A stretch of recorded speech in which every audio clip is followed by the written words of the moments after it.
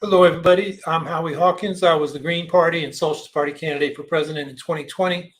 And this podcast, Green Socialist Notes, is about continuing to educate and advocate and organize around the eco-socialist platform that Angela Walker and I ran on in 2020. So I'm going to talk about a number of topics this week because next week I have a guest that I want to just get right to. It's Rafael Bernabe. He's a member of the Puerto Rican Senate, elected from the third party Progressive Citizens Victory Movement. And he's going to talk about Puerto Rico, Ukraine, and from an eco-socialist perspective. And so that I'm not going to make any comments next week. We're going to go right to Rafael. But today, first thing I want to, again, bring people's attention to is this petition we're circulating, urging the United Nations General Assembly to authorize UN peacekeeping forces to demilitarize and secure the Zaporizhzhia nuclear power complex, where there's a real crisis going on. The latest news is that the International Atomic Energy Agency inspectors there found mines on the perimeter of the complex, and but they've still not been allowed to look at the roofs of the reactors 3 and 4, where there's new objects up there. It's not clear what they are. Ukrainian intelligence is worried that they're explosives, and then inside the reactor halls, they haven't been in there. And I don't know, I haven't found news on it, but the storage pool for water, which cools the reactor, and the storage ponds for about 2,200 of the 5,500 spent nuclear fuel rods there. Ukrainian intelligence says that they think the pool may have been mined, the reservoir. And so, that should be checked out. So, the idea is that this resolution could be supported by many of the 35 countries that abstained from the resolutions condemning Russia for its invasion of Ukraine. And that would create, such a broad international political pressure on Russia that then they might agree to remove their forces and let the UN forces take over and just demilitarize and secure that plant so nothing catastrophic happens. The precedent for that is it wouldn't go through the UN Security Council because Russia would veto it, but the UN General Assembly has taken upon itself, they did this in 1950, the power to act when the Security Council won't. And the last time they did this was 1956.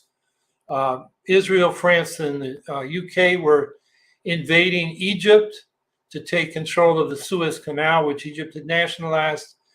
And in that case, the US, then the Soviet Union, and China, at that time it was Taiwan who was ceded, I believe. In any case, they overrode the veto of France and Britain, who were permanent members of the Security Council, and sent a peacekeeping force there. And Israel, France, and Britain backed off, and they stopped their invasion. So it has worked before, and that's what we're hoping for. So that petition should be in the chat, a link to it. And then there was a Counterpunch article that I and other anti-nuclear activists like Harvey Wassman and Carl Grossman and Dennis Bondar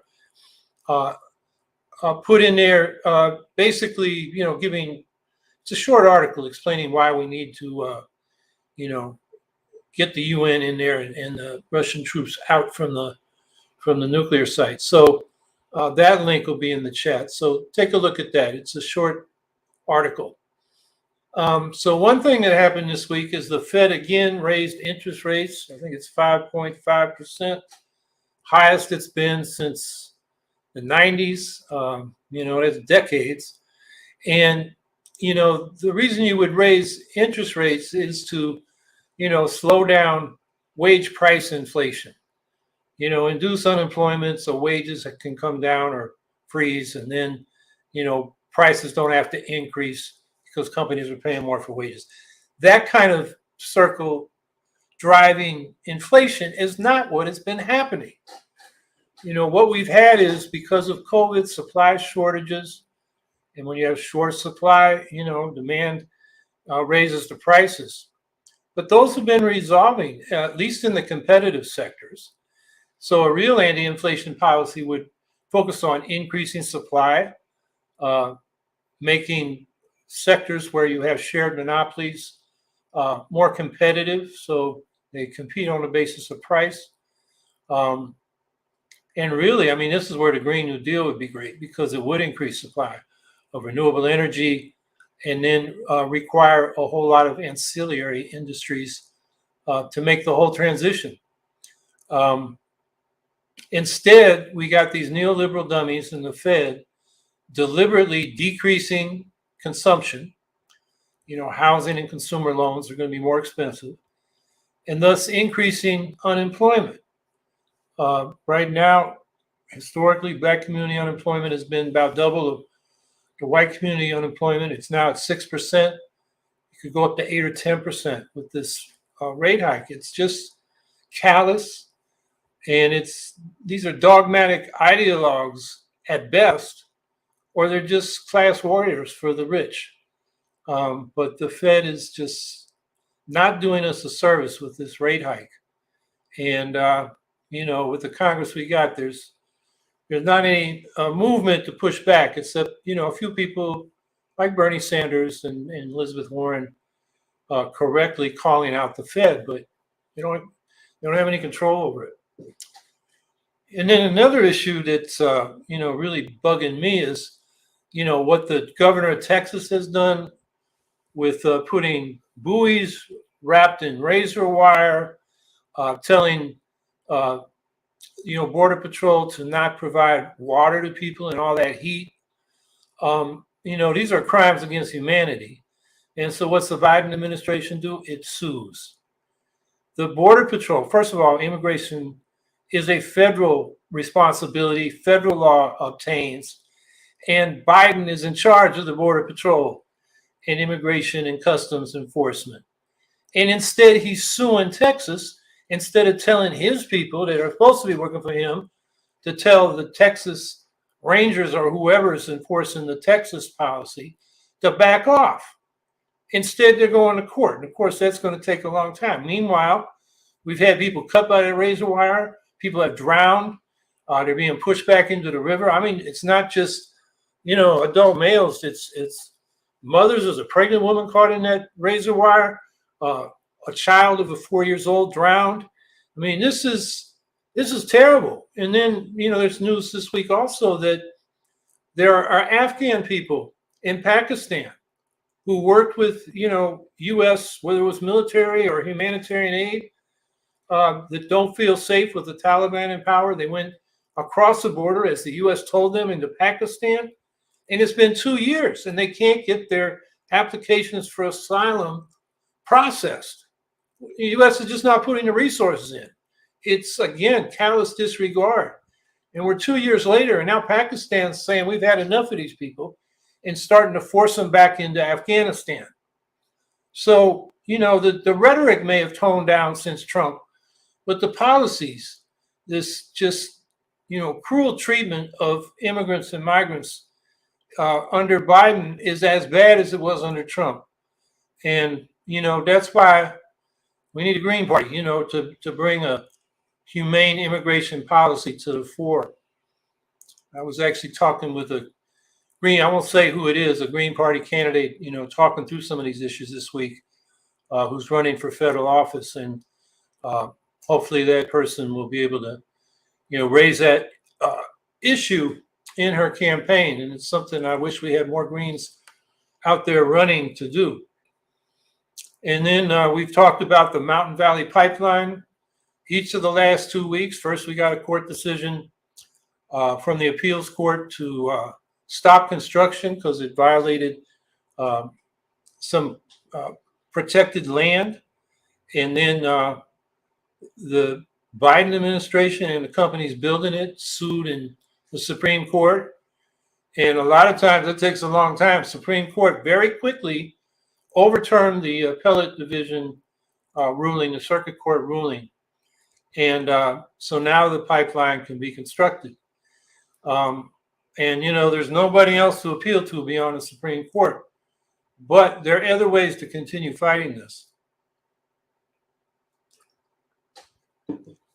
And one of them is the battle shifts to trying to stop the fracking in Pennsylvania and Ohio that will feed this pipeline. And in that case, it's not the Democrats or Republicans, it's only the Green Party that's calling for an end of fracking, as well as all new fossil fuel infrastructure. So again, that's why we need the Green Party. And the other thing is building out renewables so the fossil gas isn't needed. And the Mountain Valley Pipeline ends up being a wasted investment. What do they call it? Some kind of elephant? Forget the phrase, but the metaphor. But anyway, that can still happen. And we're seeing signs of that. You know, there's this big proposed $44 billion fossil gas pipeline from the North Shore of Alaska to Alaska's southern ports. And that gas they're trying to sell to particularly Asian markets like Japan and South Korea. But investors in those countries don't want to invest in it because they think renewables are going to take over before they'll need that gas. And the Biden administration is supporting it, but it too hasn't agreed to the loan guarantees that the proponents of this, which include the Alaska legislature and their federal delegation and their governor, want. But the point is, if we can remove the demand for that fossil gas, then the Mountain Valley Pipeline will be a boondoggle, not a problem for the climate. And speaking of growing renewables, we got a report that was spun as optimistic from the Rocky Mountain Institute, which does a lot of energy work. And it projects that 1/3 of the world's energy will be produced by renewables by 2030. And that's an increase of 3 to 4 times the current renewable energy capacity. But is that really good news? I mean, not so much. We need to be close to 100% renewables by 2030, certainly in the production of electricity, if we're going to have any chance of stemming off really catastrophic climate change. And it's just market forces that are expanding renewables because they're cheaper. They're cheaper than the alternatives, whether it's nuclear or various fossil fuels. But to get to 100% on a fast pace, like a decade, is going to require public ownership and planning, because a lot of these utilities, they have gas-fired plants, for example, and they don't want to mothball those until they're worn out, which could be decades from now. Whereas we do it under public ownership and planning, the goal is not profit, but service and need at cost. And you can cross-subsidize, so you can shut down the coal and gas-fired plants as you bring in the renewables. And over time, you'll get paid back because people will be paying for that renewable energy. So that's possible, but not under a profit-oriented system. And the Rocky Mountain Institute doesn't even say how much these renewables are going to be replacing fossil fuels as opposed to adding to them, which is a big problem. We are building renewable capacity, but we're not shutting down corresponding amounts of fossil and nuclear fuel capacity. And again, that's why we need a Green New Deal with social ownership and democratic planning to make this happen on the time scale we need to. If we wait for the market and little incentives that, corporate welfare and consumer incentives that mostly go to the upscale people anyway to buy cars that, like electric vehicles that most of us can't afford anyway, even with the credits. If that's all we do, we're not going to do it in time. And then, the climate crisis this week, it's getting scary. There was another study out that said that this, I forget the formal name for it, but there's a current that, goes from the Indian Ocean and under the sea, and it ends up just south of Greenland, where it's been on the surface, and then it goes down and goes back. And what it does is bring warm water up to the North Atlantic, which keeps Europe warm for its latitude. And this current, the scientists believe that it has shut down just before previous ice ages. So, the concern is this thing, and the study said it's certainly going to shut down by the end of the century, but it could shut down as soon as 2 years from now, given their measurements. That's really scary. I mean, what it'll do to Europe is it'll make its climate more like Calgary, in Canada. Very cold. It's going to cut their food production. But that'll be exception because the rest of the planet will keep heating up. And then another thing that seems to happen when this current shuts down is that methane hydrates that are frozen at the bottom of the sea, they're kind of like snow cone slurry, will start melting and we'll get a methane bomb. And of course, methane is far more potent as a greenhouse gas, about 80 to 85 times more potent over its first 20 years in the atmosphere than carbon dioxide. So we could get a methane bomb when this current shuts down. I mean, what we're looking at is tipping points that trigger more tipping points. And we get an accelerating climate crisis that will be, even harder to slow down and hopefully, turn back. I mean, the optimistic scenario is we can stop emitting the greenhouse gases, and then through things like reforestation, wetlands, and various other natural ways of sequestering the carbon in the earth or in the biosphere, we can bring the amount of carbon in the atmosphere back down to a level below 350 parts per million. 350.org. James Hansen, the climate scientist here in the United States, suggested that was the maximum safe threshold, although the other climate scientists say it should be at least below 300. You look historically, we've had,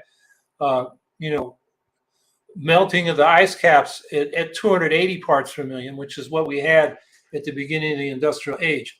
Other things were in play in those earlier, warming periods, related to, the tipping of the planet in relation to the Earth and how close we were to it. So, but the hope is by sequestering, carbon dioxide or carbon back into the earth or the living organisms, the biosphere, rebuilding the soil and those kinds of things, we can bring carbon down and bring the temperature back down. But the things that, the studies I've cited are saying, we might get beyond the point of no return or make it much more harder to return. So, this climate crisis is very serious. It's existential. And, if you follow the rest of the news, it's all about Trump and his, further indictments, and is Biden too old? But you don't hear a debate or a call for climate action from the major party candidates. I mean, goddamn, Robert Kennedy was repeating some, right-wing stuff about this being a hoax, like he was Donald Trump. It's crazy. I mean, I'm just a retired Teamster, and I'm wondering, how do we get these dummies in positions where, they're talking crazy on the media and talking about stuff that's not relevant when we have a climate crisis. Oh man, it's just all we can do is organize and speak out and keep going. Which brings me to the last thing I wanted to talk about.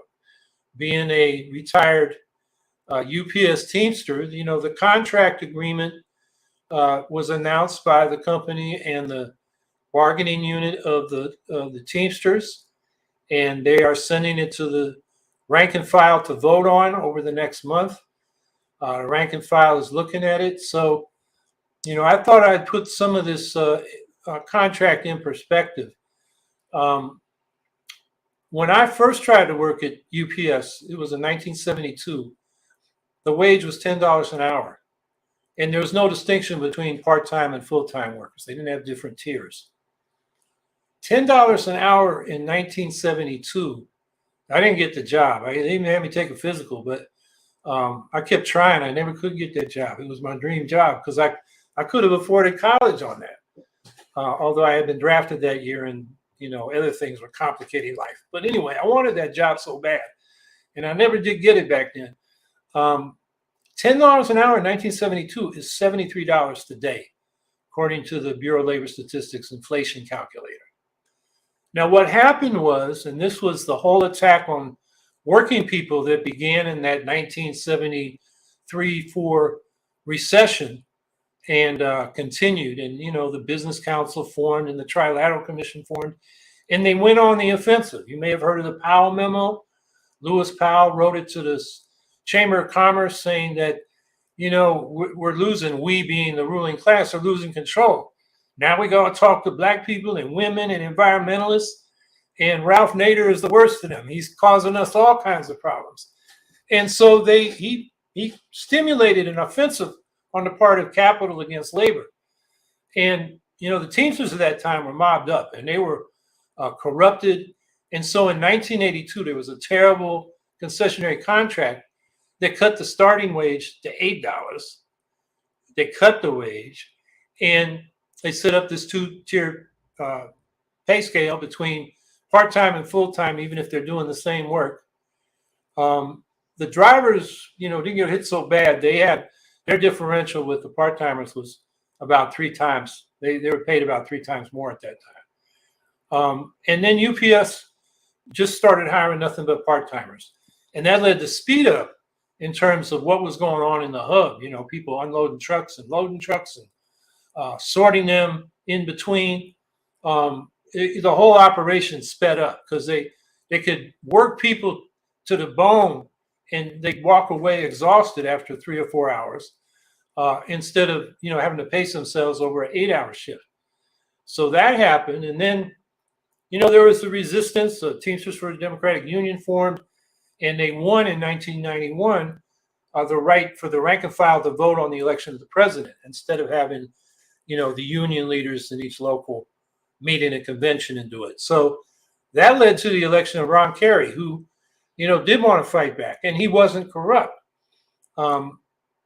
But, he faced problems. In 1994, they increased the package weight limit from 70 to 150 pounds. The company did that unilaterally. There was some strike action, but most of the locals didn't follow what the national wanted, which convinced Kerry he's got to organize. And so he started focusing on the 1997 contract. And there was a 2-week strike that year. It was the biggest strike and the most impactful strike in probably the last 50 years. And we won a lot of stuff. The starting wage for part-timers didn't go up like it should have. It went up to $8.50. And when I finally got a job at UPS in a whole nother era in 2001, I started at $8.50, which is about $14.80, almost $15 today. The starting wage today is $15.50. It did go up during the pandemic because so many people were getting sick and or quitting, and there was a lot more volume, so there's a lot more work, forced overtime. People were just couldn't hack it, so the pay got up for people starting there up to $18. But then when things got back to normal in early 2022, they cut it back. So people were back to $15.50 who were starting out. So in this temporary agreement that's being voted on, they're going to immediately raise for the part-timers the wage to 21 from $15.50. That's a pretty big jump, and the part-timers are going to like that. And it'll go pretty slowly over 5 years to 23. Now, union was demanding 25. And when they walked out on negotiations, when the company walked out on July 5th, the last thing to deal with was wages. And so I always felt the company was come back. They got plenty of money, over $100 billion in profits last year. They could pay higher wages. And they come back with the offer. And they came back, they met them halfway from 21, and between 21 and 25 is 23. And the union accepted that. I mean, I think at 21, when I was working there, it took me 18 years to get to $21 an hour. And the top driver's rate, even today, is 49. And that's still way below the 73 they were getting paid in real dollars in 1972. So the union did win a lot. There were 2 tiers for drivers. They got that eliminated. They got mandatory 6-day work weeks for delivery drivers eliminated. Mandatory time eliminated. Overtime eliminated. UPS will add 7,500 full-time jobs. I'm not impressed. There's 340,000 people working at UPS. and the majority are part-timers. So, that's progress, but not much. In all this heat, they won that they'll put air conditioning in the vans, but only the new vans. It's going to take them 15 years to replace the current fleet. But very soon they're going to put fans in there and do some other venting and shielding so the engine heat isn't heating up inside the cabin so much. So those were advances, although they could have been faster. A big one, and a lot of people are surprised the company surrendered on this, is they're installing driver-facing cameras. So the supervisor sitting back at the hub could watch every damn move you make, who we were talking to, all kinds of things. If you need to go take a pee, the fact that you weren't working, they'll see that. It's, that was something the drivers hated, but the company loved, and the union won that. And then they got a paid holiday for Martin Luther King Day, which, most companies had. So that's a victory. So I think the rank and file is going to vote this through. Just to tell you a little bit more about what was going on there, because during COVID, I know in the hub that I used to work in, just about everybody got it. They didn't do masking, wasn't required. They didn't do contact tracing. The company said that would violate HIPAA, which is protecting your privacy of your medical records. But, if you're in a work area and somebody was working in there and they end up, not there the next day because of COVID, you'd like to know that so you can get yourself tested. So that's why, COVID spread through there, and they ended up with a labor shortage, and that's why there were those raises. But I think, like I said, the contract will be voted through because the part-timers aren't organized. They tend to, do the part-time job because of health and pension benefits, mostly health, because most of them don't plan to be around long enough to get a decent pension. And so often they don't vote. It's the full-timers that pay more attention, and they always get a little bit better deal than the part-timers. So I think it's likely. And in a way, it's too bad, because when labor doesn't exercise its strike muscle, it atrophies. And if they had a strike, even a demonstration strike, even during the tentative agreement, the workers would feel more like they want it. Now, the Secretary General or Secretary Treasurer, Sean O'Brien, is going to be the guy saying, I got you the contract.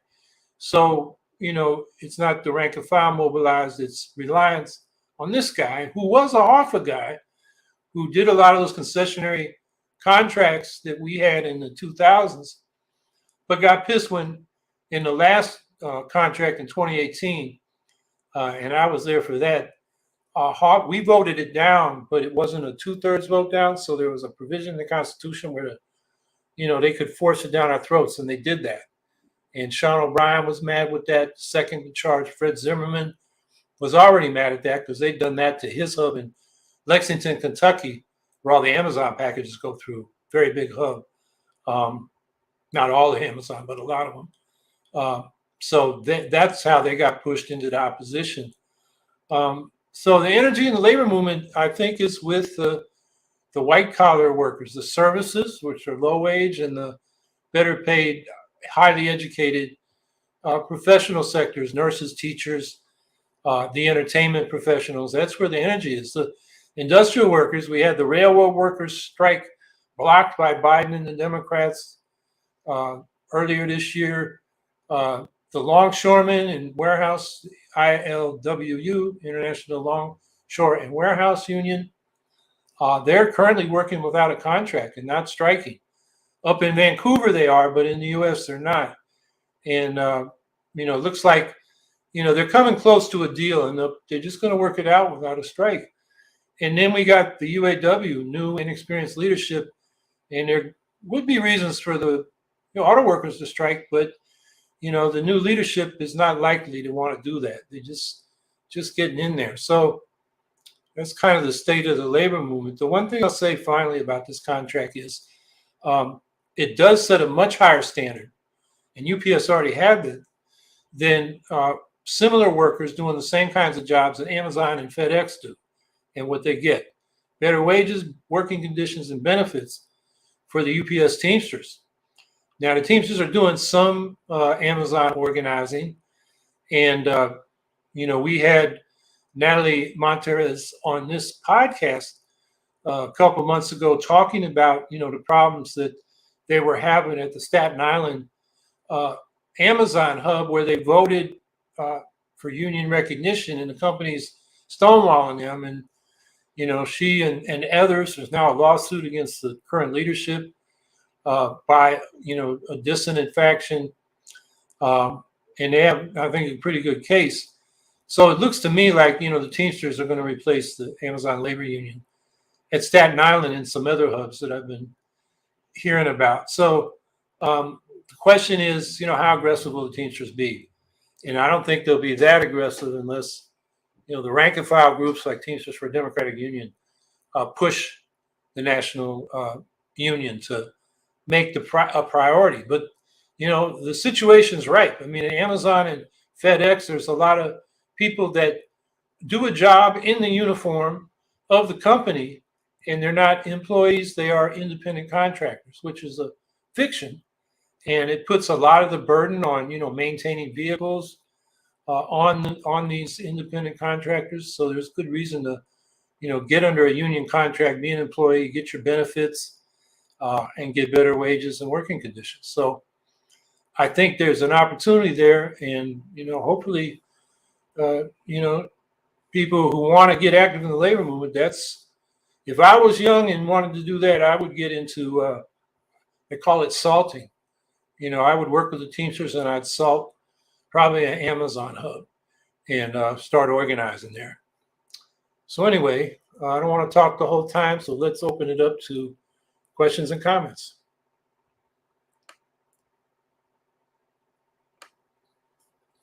Vicky Corden, I read on Yahoo News that libraries in Texas are being turned into disciplinary centers. It could spread to other states. Your thoughts? I think you're saying disciplinary. I hadn't seen that. I mean, what I have read about is how they're basically banning books in libraries, good books, classic books, even Mark Twain books, because they say there's things in there that are offensive or young people can't handle, or they're sexual or they're racial. And one thing about Mark Twain, he did use the N-word. It was in the vernacular of the time he was writing, in the quotes. So that's being realistic. But he was a staunch anti-racist. Pudd'nhead Wilson is a short story that, if people don't believe me, should read. It's about two babies. One is light-skinned black, the other is a white baby, and they get switched at birth. And the light-skinned black person becomes a nasty white racist, and the black person becomes an enslaved person. And it just brings out the absurdity of all that. And that was, Mark Twain in the second half of the 19th century doing that. So that really concerns me. Now, I'm not sure. I mean, is it just physically that they're taking the library space and turning them from libraries into discipline spaces? So I'm not sure how to answer that, but if that's what they're doing, it's crazy. It's school libraries. Yeah, but you're saying they're shutting down the library and turning them into disciplinary centers? So if you're sent to the principal's room, now you get sent to the library, but it's a disciplinary center? I mean, if that's what they're doing in Texas, yes, that's what's been reported. I mean, Texas, the Republicans in Texas are really fascist. They have always been extremely right-wing. And, what they're doing on the border and what they're doing with guns and what they're doing with abortion, I mean, and they're barely a majority. I mean, the Democrats are growing in Texas. And, it'll pretty soon be a pretty competitive state. I mean, what's his name? O'Rourke. I forget his first name, but Beto O'Rourke is, he's come close as governor and did decent as senator. So, this may be the last hurrah for those fascists. Let's hope so. Because what they're doing is just oh man, I don't even know how to describe it. It's hard to believe it's happening in the 21st century, but it is.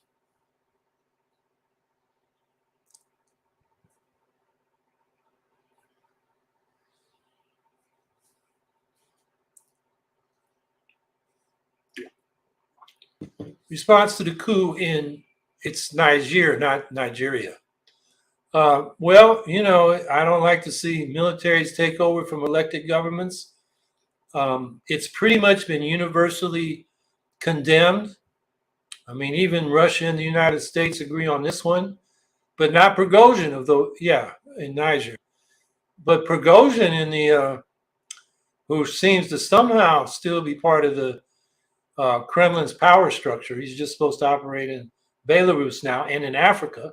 He likes it because Wagner mercenaries, his private military company, are propping up military coups in Mali and Burkina Faso and the government of the Central African Republic. In return, Wagner gets concessions for minerals, gold and copper and cobalt, as well as in the Central African Republic, timber. So they're clear cutting rainforest there. That's all I really know about it. Not that Niger was a model of participatory democracy, and it's got a difficult situation with these jihadi insurgents who, some analysts say, it's not so much the Islamic fundamentalism that's motivating them as their marginalization in the societies. These are, countries in the Sahel we're talking about, where the Saharan desert has been encroaching. The pastoralists further north are losing grazing lands, so they're moving further south to the agricultural areas, and that's where a lot of this conflict is rooted in. Same thing in Sudan, where you had a military coup there was a revolution in 2019, and the people almost took power, but they ended up in a joint government situation, a coalition with the military, where the military was supposed to step down and lead to elections. And when that time came, the military took over and kicked the representatives of the civil society out. And now the military is split between the Rapid Support Forces, which Prigozhin and the Wagner Group has been closer to, and the regular military. And it's, led to thousands of deaths, 2 million refugees.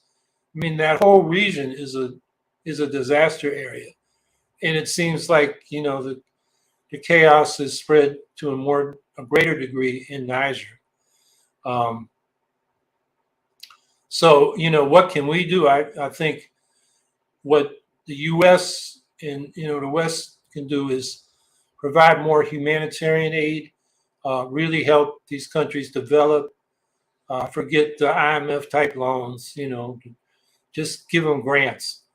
And, it should be conditioned on it not being used to abuse human rights and so forth. But, what's at the root of a lot of this conflict, I think, is just extreme poverty and competition for very scarce resources, which, of course, climate change is making worse. So, it's a difficult situation. I don't think the solution is primarily, if at all, U.S. military forces fighting the jihadis. In Niger, which was a former French colony, it was the French who were doing that. I believe they're still there. They got kicked out of Mali and Burkina Faso.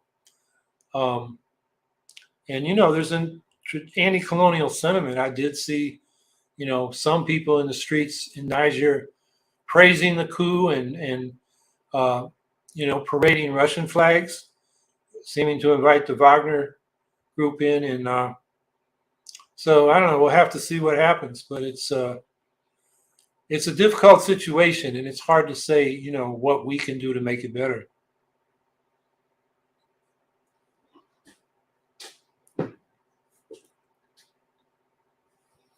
Nathaniel Gregory, what would be the best way to organize Green Socialist perspectives in places like Texas and Florida?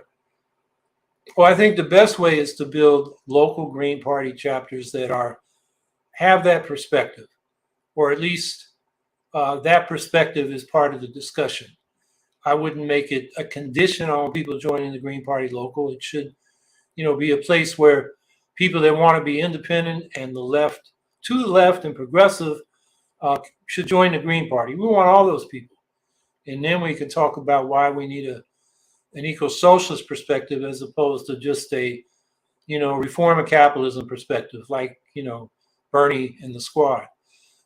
Even though they call themselves socialists in practice, they're not Bernie's, but the Green New Deal that AOC and Markey put forward is, it's neoliberal. It's all about incentives I was talking about earlier, tax breaks and subsidies for corporations and tax credits for high-end consumers to build out renewables. But we need to do much more than that. We need to have public ownership and democratic planning. So anyway, I think, what we need to do if the Green Party is going to have power, it's got to have strong locals where people are organized. They're not just talking to themselves, but talking in the community, running local candidates. So the broader public gets to know us and electing us to local offices where we show that we're responsible and do good things. And on that basis, we can expand the state level and then the House of Representatives. I think, it's a matter of organizing locals that know how to maintain themselves. It's not just about going out to the latest demonstration, but it's about canvassing the community. It's about internal education. It's about socializing, so people like hanging out with each other. And the Green Party's, a better place to go than, to a bar or something or whatever, or sitting at home, probably worse, sitting at home on the screens, whether it's your TV or your computer. I'm not saying none of that, but we should have places where we're talking face to face and thinking things through together. So the best way to organize Green Socialist perspectives in Texas, Florida, and anywhere is to build locals where you actually, educate yourselves on that perspective, debate it. Different people, like in educational meetings, present a summary of what y'all read to get a discussion started. That gives people experience in public speaking. There's so much you can do, but if we're not doing that in our locals and we're just online, we're really not organizing, and we're not creating the kind of movement, with organized core that can, bring those perspectives and get them implemented as policy at, the state level and eventually the federal level.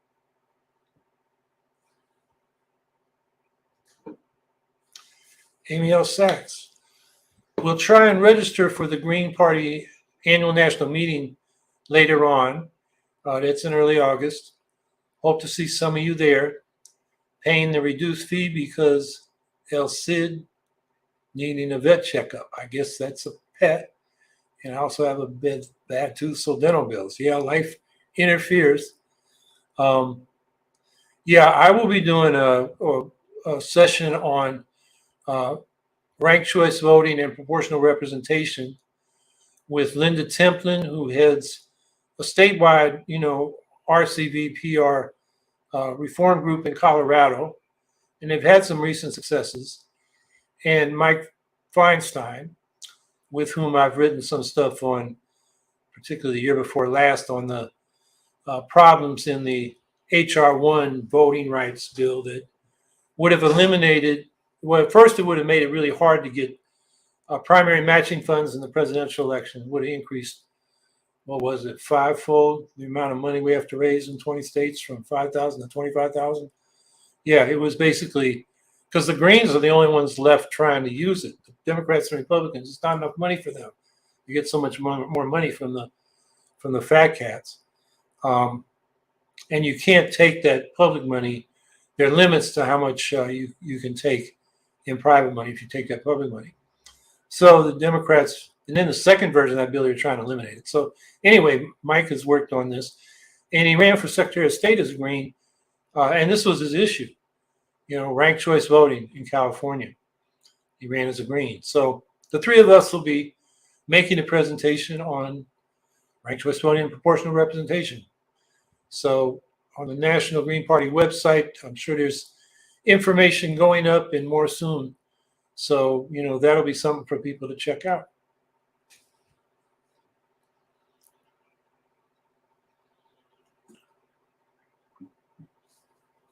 Strongflower.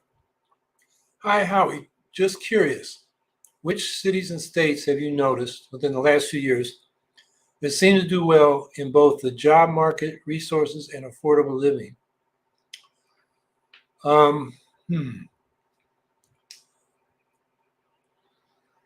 I know some of the coastal cities. The job market is pretty good in the big cities compared to the rural areas. That's where it seems the jobs aren't being created. And affordable living, the problem is the jobs don't pay where the rent is lower. My city of Syracuse is a Rust Belt, post-industrial city. The factories left, and people are now working for half or a third of what they used to. And these white-collar services or pink-collar services, like fast food joints, restaurants, gas stations, janitorial services at the hospitals and university, that kind of thing. And so the rent is pretty low here. To buy houses is amazingly low when I compare it to California or New York City. So it's kind of a trade-off from what I can see. If you go to the areas that are quote unquote depressed, where the wages are low and the jobs may be more scarce, the living's more affordable. It's just that's the way the markets work. So I can't point to any place that I'm aware of that's, got, good jobs and wages and low rents or housing costs. I'm sure there's differences city to city, but I haven't really looked at it closely.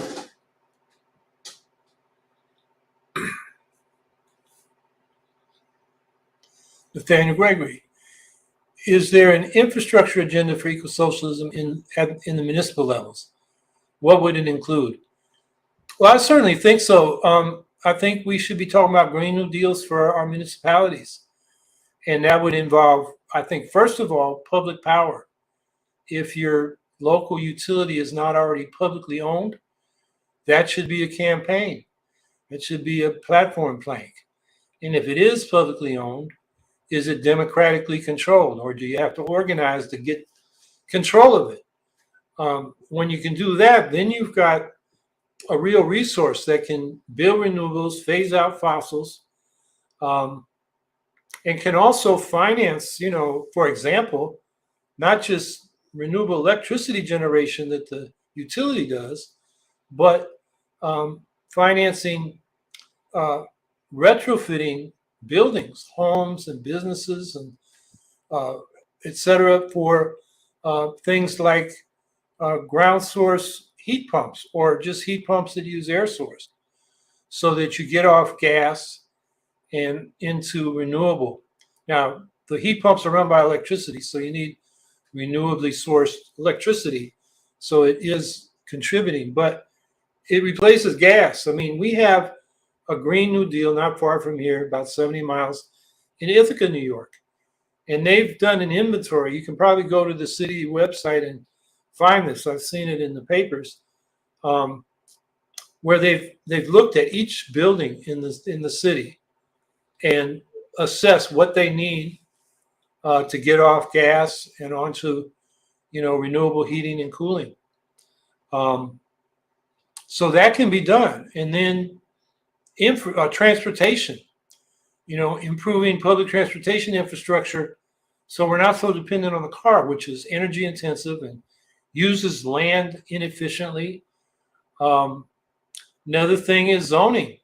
One of the things is you have in some areas exclusionary zoning. Everything has to be single family homes. And that leaves out multifamily, more affordable homes. And that leads to class and race segregation. And that's a big issue. Right? It's here in New York. It was just a big issue in the Democratic primary in Arlington, Virginia, where they used proportional ranked choice voting to elect the two Democratic candidates, and it worked. The Democratic Party is divided there between those that want to keep the exclusionary zoning and those that want to go to inclusionary zoning. And both sides got one of the two candidates that goes to the general election.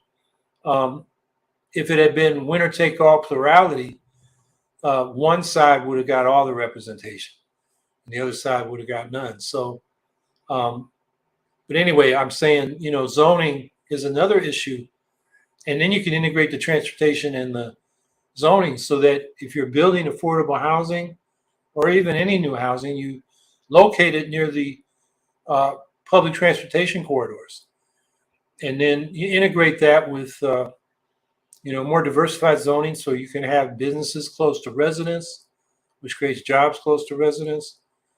Or there's so much you can do at the local level.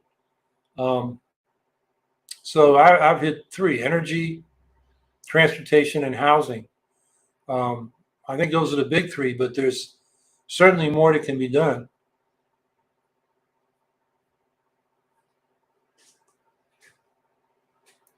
Via email, comments on Israel's passage of a law weakening their Supreme Court. Yeah, they're basically creating, breaking down what separation of powers there is. There isn't much between the legislative and executive because it's a parliamentary system, which I actually like because I think it's more accountable to the, the elected representatives in the legislative side. But this is, creating autocracy. It's really divided Israeli society. Unfortunately, they're not divided so much on the terrible treatment of Palestinians and the expansion of Israel and the settlements in the Palestinian land, which is a whole nother question. But it's definitely a move to the right, and it's creating fissures in Israeli society. It'll be interesting to see if the resistance remains, and there'll be a backlash against this law, which the far right is pushing. So you get another government in Israel soon that is not so extreme to the right. That may be one consequence, but it's an anti-democratic law.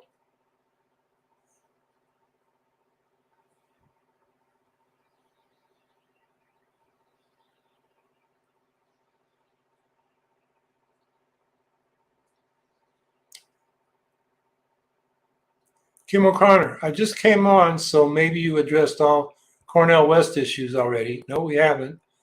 But I would like to know where he is registered to vote. When did he register Green? Did he register People's Party before switching to presidential ambitions? What was he registered before then? I sent these questions to him without a response. I have asked several political reporters in Florida, and they don't know. I asked Kathy Gilbert of Miami, who helped in Jill Stein's facilitation of him coming to Greens. Okay, well, what do I know? Keep it up there. There were a lot of questions. I can't remember that all in my head. What state is he registered in? He lives in Harlem in New York City, so I assume he's registered in New York. I was disappointed to read recently that in 2020, he was publicly supporting Biden, and then he said he couldn't vote for him, so he didn't vote for anybody. And, I was on the ballot. We needed votes to keep our ballot line, which I lost. And Cornel, I told him that at the time, but maybe he forgot, but disappointed to read that. So I think he's registered in New York. Did he register Green? I expect he's probably done that by now. I don't know for sure, but I'm sure he will because he wants the Green nomination. I think he was probably registered Democratic because he supported Bernie Sanders. And he couldn't have registered People's Party in New York because it doesn't have a ballot line. And they do have a little group here, or did. But, they're really a non-factor. So if he wrote in People's Party on his registration card, he's going to have to change it again to Green Party. What was he registered before then? Well, I think he was registered Democratic. I assume so he could vote for Sanders in primaries, and he supported Barack Obama, and uh, 2008 he supported Al Sharpton. In 2004 he supported Bill Bradley. In 2000, these are in the primaries, so I think he's probably been a registered Democrat. Uh, I don't know if he ever, even when he supported Jill Stein in 2016 or Ralph Nader in 2000, I doubt he switched his registration. Don't know, but he mostly supported Democrats, the last 24 years that I'm aware of who he supported. Yeah, political reporters in Florida, national political reporters, that's a question. And then you sent questions to him, I guess his website, without response. The campaign's coming together. I guess it's not all together because they should give, quick responses to queries like that. So that's what I know, Kim. So I'm sure answers to these questions will be pretty clear soon, because he's, the registration question, he's got to register Green. If he doesn't, the Greens are not going to nominate him. They're just going to say he's not serious about us.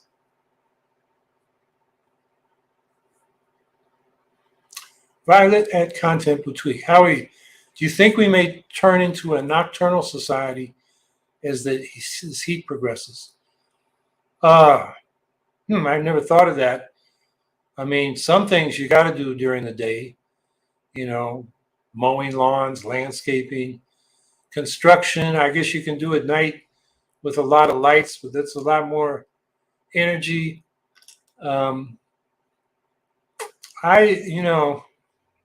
I think we're turning in more to a society where most work is done indoors, computers, passing information around, or, in production facilities, factories that are, a lot of it's automation, a lot of it is, computer controlled machines, but it's still indoors. And I'm thinking now at the UPS hub, while they got fans and eventually air conditioning in the driver's trucks, they did say they're going to put more fans in the hubs. In Syracuse, we didn't have any fans. And, I'd talked to UPS workers that had, worked down south where they did have fans. And, they didn't like it so much because it kicked up all the dust. You get so much box dust anyway, that, it just makes the air, not as good. So fans are a mixed blessing. Air conditioning would be nice. It's very expensive in a big warehouse structure, but there again, heat pumps, whether ground source, in case of a big hub, you probably want a big ground source heat pump, which would also warm the building in winter, which is another issue. I mean, I got frostbite on the tip of one of my toes during one of those polar vortexes one year, unloading a rail car, steel bottom, and it just like sucked the heat right out of us. So, I'm bundled up, I'm sweating in my upper body, but the tips, my fingers and toes were freezing. So, to have a warmer hub in the winter and a cooler hub in the summer would be nice. But that isn't in the contract. A lot of the work they do at UPS, the trucks, the packages are delivered during the day, but they're sorted a lot at night. So that's an industry where a lot of people, work second shift or graveyard shift, third shift.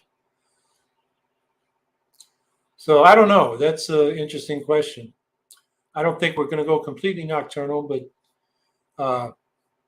for people that don't have to work, I mean, it's cooler in the evening when the sun is not out. So people may spend more time awake then and more time sleeping when it's hot.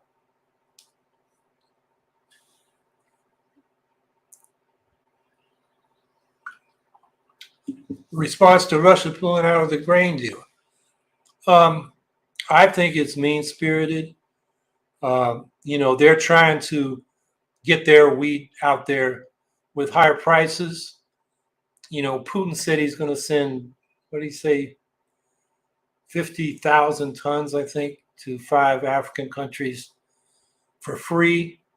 which is a drop in the bucket when you realize hundreds of millions of tons of grain are shipped. And then they not only, said they're going to attack grain barges taking grain out of Ukraine, which effectively sets up a blockade. They started bombing the port infrastructure and the grain warehouses in Odessa and Mykolaiv and I think it's called Kramatorsk, another port city a little south of Odessa. And then they even bombed a grain storage facility and export facility in Reni on the Danube River, which is on the border with Romania. So that bomb landed 200 meters from Romania, which is a NATO country. And Russian missiles aren't always so accurate. That could have hit Romania. So I think, what Russia's doing is a real problem. And he met with African leaders, and 43 were invited, only 17 or 19 showed up.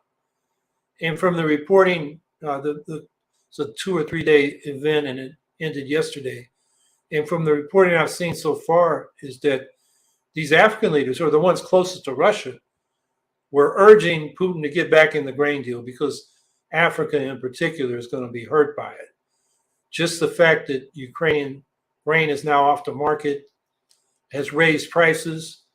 Ukraine has said in retaliation they may go after grain, Russian grain shipments. That's not off limits to them. I'm not sure they'll do that. They got these surface drones that are, that got part of the Kerch Bridge. It's hit some of the Ukrainian military ships. I think they'll use those for military targets. It would not be good for Ukraine, politically to hit Russian grain. They should be saying our grain should be able to get out too. But I think it's terrible on the whole. And I hope there is still negotiations going on. Russia's playing hardball, but I think, even China's upset with them. China told Russia before, don't pull out, because a third of Ukraine's grain from last year went to China. A lot, and then Putin says these crazy, lies. He says only 3% of Ukraine's grain went to developing countries, but the World Food Program, which took a lot of that grain, said, I think it said 65% of the grain went to developing countries. Now, I don't know if that includes China, but, a substantial portion, and that they provided a major portion of the grain for the World Food Program's crisis program dealing with the Horn of Africa, Somalia, Kenya, South Sudan, that are, facing hunger and near starvation. The grain deal, was an indication that, Russia and Ukraine, even if through intermediaries like Turkey, we're still communicating. We get that from the POW swaps. It's going to have to happen if there's ever a settlement to this war. And but pulling out of the grain deal is just an escalation of the conflict on Russia's part. And it's an attack on the hundreds of millions of people in the global south that need that grain. I think it's hurting, Russia politically in world opinion, and including with countries that have tried to stay out of it. 35 countries, many of them in Africa, have abstained from the resolutions condemning Russia's invasion and then its annexation of territories in Ukraine. But this may push them away from Russia. So, I don't know what's going on in the Russian elite. I mean, generals are disappearing, Prigozhin, stages of mutiny, and now he seems to be walking freely. He's back and forth between Russia and Belarus. There was a report I just saw on BBC that 100 Wagner mercenaries are headed toward the Polish border. Not like 100 people can invade Poland, but what is that, some kind of provocation? It's not a good situation. And the pulling out of the grain deal just made it worse.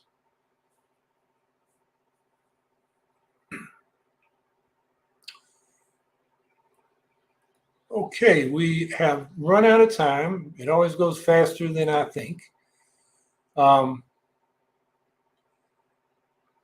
I'm just looking at some of the notes. I didn't get a chat. I can't read the chat while we're talking, so I will have to read it after, but I see some interesting things I want to read. So, well, thanks for being here today. I laid out a whole bunch of problems, and the fact that we need a progressive independent party on the left in this country. We're practically the only country in the world that doesn't have that. That's a multi-party democracy, which of course is what we need. That's where ranked choice voting and particularly proportional representation through proportional ranked choice voting for multi-member districts is such an important demand for us to push, because that'll open up the political system. So, and like I said, in answer to one of those questions, we can't do this unless we have an organized base. That means all of us need to be, building our locals and bringing in people at that level. So, as I said at this top, next week we're going to have Rafael Bernabe, and he is a senator in Puerto Rico, elected with the Progressive Third Party Citizens Victory Movement. He's done a lot of work on Ukraine solidarity. Oh, I got it. Thank you. Rafael is in 2 weeks, the 12th.